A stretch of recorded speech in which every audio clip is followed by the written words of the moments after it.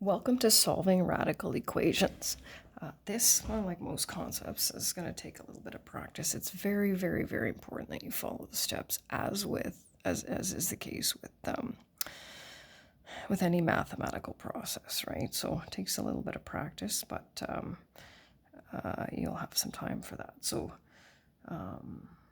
okay, so we just want to review a couple of things. Permissible values of the variable. I have x here, but of course it can be a different variable, since we can't take the square root of a negative number, right? We know that the radical, whatever's underneath that symbol, has to be greater than 0, okay? And talked about this before. Extraneous solutions or solutions that come up from doing the correct work, but that have to be rejected. So that happened in the previous unit, and we're going to continue with that. This only happens when we're dealing with raising equations to an even power. And if that's a little bit like, what's going on, don't worry about that at the moment. So just got a little bit of a kind of review of the vocabulary and then a list of steps. And I'll be reading the steps basically when we solve these, okay? So step number 1, and this is key, is to make sure that the radical is isolated on one side of the equal sign. So if it's already by itself, then you're good. And if not, then you got to move everything over, okay? So root x equals 7, okay? That's step number 1, is isolate the radical. So we know, okay, that x is going to have to be greater than or equal to 0. And if for some reason we get a negative number, then we're going to have to reject that, right? So next step, we need to get x by itself. So how do we get rid of this? Well, what's the opposite of the square root? That's squaring. So we're going to square both sides, okay? So the squaring and the square root, right, they're opposite operations, and we end up with x equals 49, okay? Now we have to check that works. So we have to verify, well, in this case, the one answer. So verification. And so when we verify it, we take that minus 5 equals 2. And then, of course, final answer goes in solution set form, right? It means it works, right? And we're good, okay? So the next one,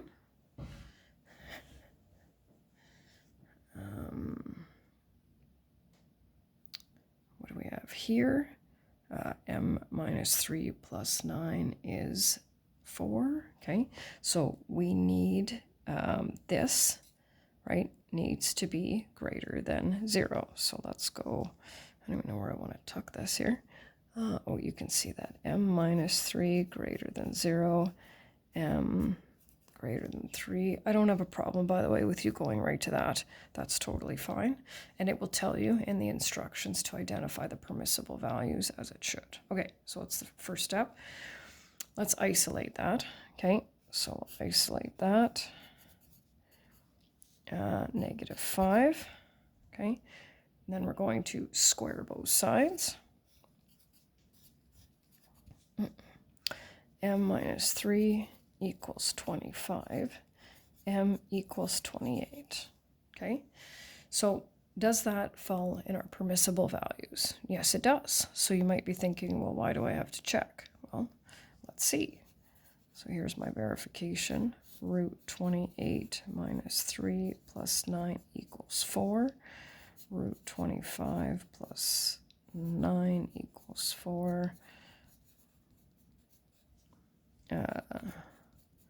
Is 14 the same as 4?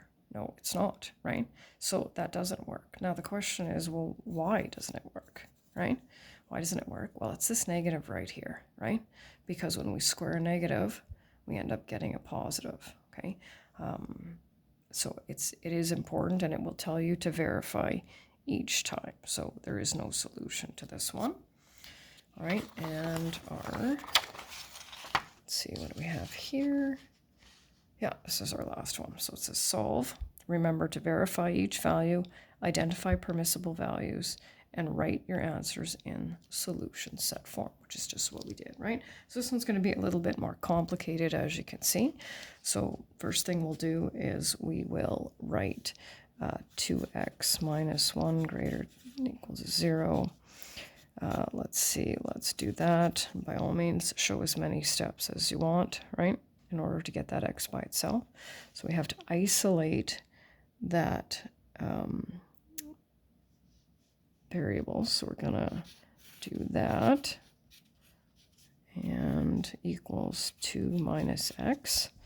Okay, so I've isolated that. Now you can divide, you can square it here right away, or you can divide both sides by -1. It's entirely up to you, right? 2x minus 1 equals x. No, I did not get that right. You got to do it properly though. There, that would have messed me up for sure, right? Oh, sorry. All right, so now we are at the squaring stage, right? Squaring both sides, so we know that's going to be that. Okay, this is going to be a little bit more complicated, so now we've got to multiply x minus 2 times x minus 2. So that's x squared minus 2x plus 4.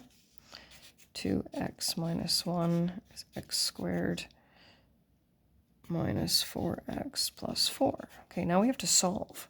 We have to solve and we have to get x by itself. So, well, how do we do that? Well, just the same way that we've done previously, right? It's a quadratic, so we're going to want to get everything on one side and have a 0 on the other. So I don't flip-flop and move things, right? Because if I move this over here, I'm actually going to have a negative x squared, and that's no good.